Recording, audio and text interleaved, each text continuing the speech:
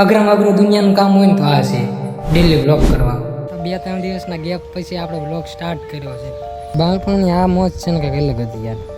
બધાય મિત્રોને પહેલાં તો હર હર મહાદેવ, તો કેમ છો મોજમાં ન હોય તો મોજમાં આવી જાઓ, કારણ કે આપણો બ્લોગ સ્ટાર્ટ થઈ ગયો છે.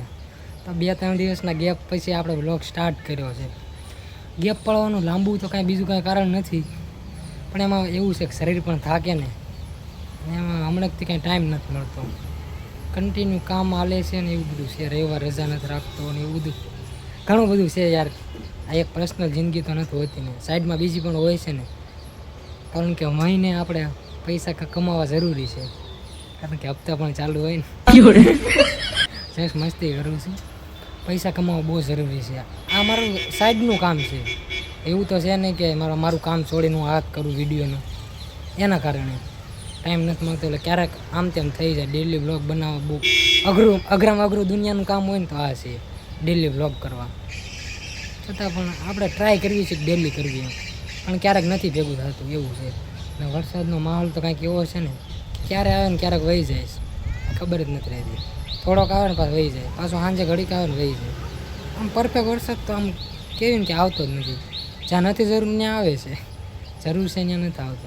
વાતાવરણ જો કેવું છે ને, એક નંબર લોકેશન, એક નંબર લાગ્યો,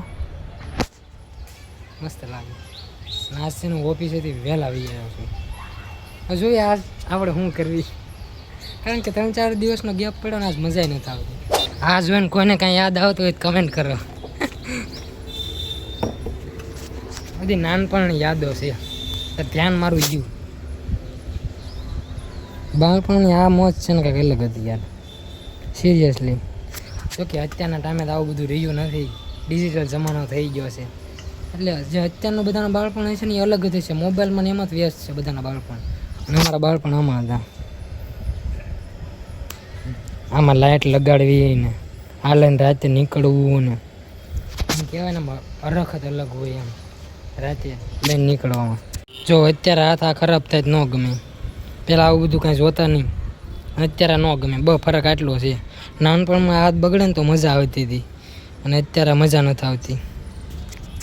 ધોવા જવા પડશે તો એ મજા તો આ મજા તો કંઈક અલગ જ હતી એમ. અને મમ્મી અહીંયા જો અત્યારે સુખડી બનાવે છે.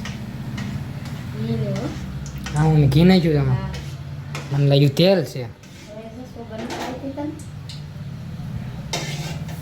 જોઈ કેવી બનાવે, નોર્મલ જ બનાવવાની છે ને મમ્મી? એટલે તો આમાં કઈ કાજુ બદામ નાખીશ તું? બદામ નાખવાની, કાજુ ને કાજુ તો આવે નહીં એટલે ના નાખે. ભાવની ક્યાં કરે કાજુ, કેટલા મોંઘા છે ખબર? અમીરી દેખાડે બોલો એ કે ભાવે નહીં એટલે.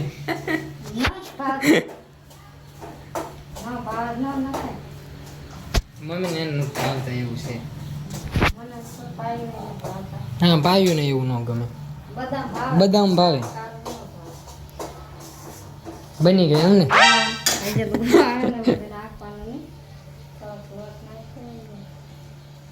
મેં આ ઓલો નોર્મલ લોટ જ હોય ને, તો થોડોક આખો હોય એમ ને? હા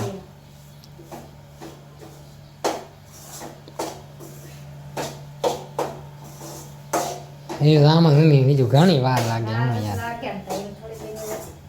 તો એમ નથી કહેતો, આમાં થઈ ગયું ખાંડ ને વાણ ને એવું બધું નહીં નાખવાનું. તો ગોળ જો ને હશે યાર, મગજ કામ નથી કરતું. ઘણી બદામ છે, હા કેટલા કર્યા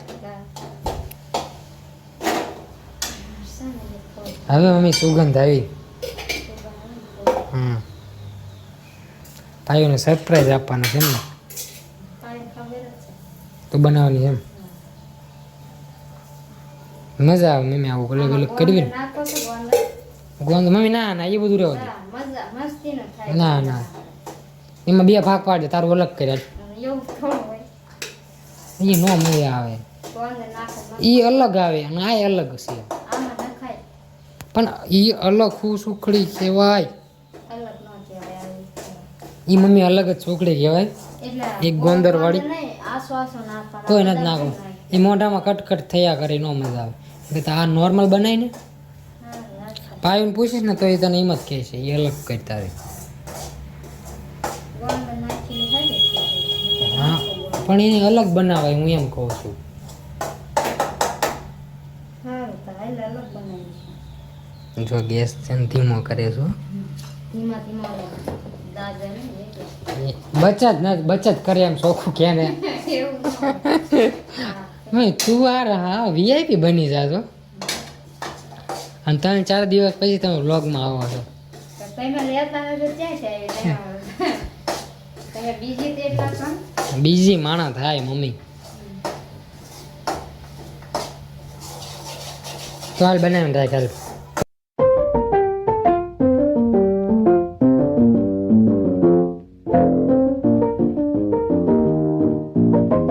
તો સુખડી અત્યારે કમ્પ્લીટ થઈ ગઈ છે અને મમ્મી હજુ ગોંદર જ કરે છે.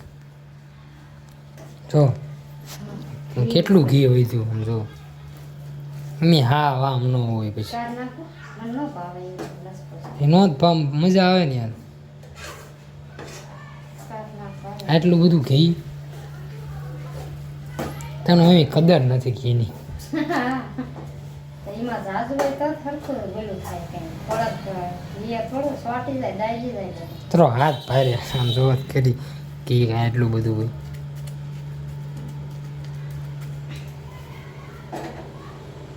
હાલો મમ્મી ફાઇનલી સુખડી કમ્પ્લીટ. હવે આપણે ટ્રાય કરવી પહેલાં કેવી બની છે કેવી નહીં. મમ્મી ઘણા ટાઈમ પછી બનાવી હતી કાં મને યાદ નથી આવડતું છેલ્લે ક્યારે બનાવી હતી.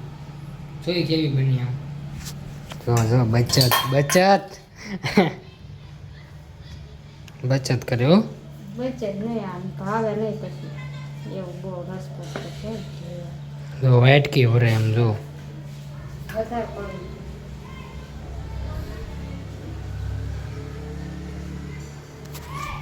ગોળ મમ્મીએ ઓછો નાખ્યો છે જોઈ કેમ થાય. જો આટલો વધારો એમાંથી ગળી થાય તો જ મજા આવે ને. બાકી આમ મોડી તો યાર ન મજા આવે. જોઈ હવે કેવી થઈ છે. બાકી બદામ તો જો ભરીને નાખ્યો.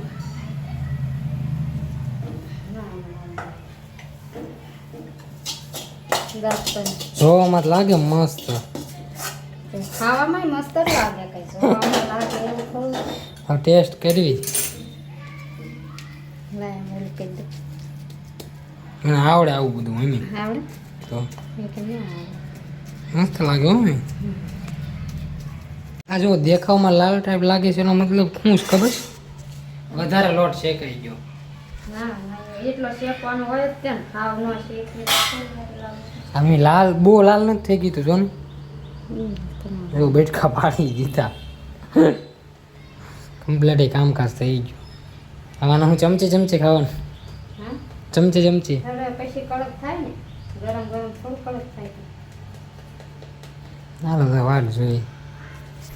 અમુક વસ્તુ વાટ જોવી પડે સમજ્યા. તાત્કાલિક અત્યારે કાંઈ નથી થતું. બહુ વાટ જોવી પડે. હા મમ્મી સમજી ગઈ. સમજી જાય પર્સનલ થઈ ગયો થોડુંક. એ તમને પણ બહુ જલ્દી ખબર પડી જાય. ખાલી વાટ જો જેમ હું વાટ જોઉં છું એમ. અમુક વાર છે ને બધી રીતે મહેનત કર્યા છતાં પણ પરિણામ ન મળે ને તો પછી ભગવાનની મરજી આમ છે ને ભગવાન ભરોસે છોડી દેવાય. વાટ જોવી પડે બધું થઈ જાય. સમય આવે ત્યાં બધું થઈ જાય. ટૂંકમાં વાટ જોવી પડે ખાલી. બસ એ વાટ હું જોઉં છું. તમે પણ જોવો. તો જો અત્યારે હું આ ટેસ્ટ કરવા લાવ્યો છું. એમ તો હજુ ગરમા ગરમ જ છે પણ યાર આમ આપણો જીવન કાંઈક થાયા કરે.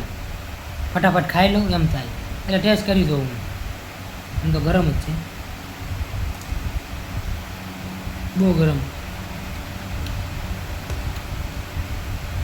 છે તો મસ્ત એક નંબર. તો અત્યારે મેં જમી પણ લીધું છે.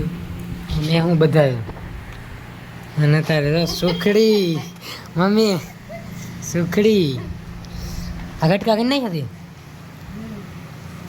જો પાયું પણ આવી ગઈ છે. હું આમ જોયે ગાજર મૂળમાં લાગે તારે હા કા હવે ડોળા કાઢ એટલે કહું છું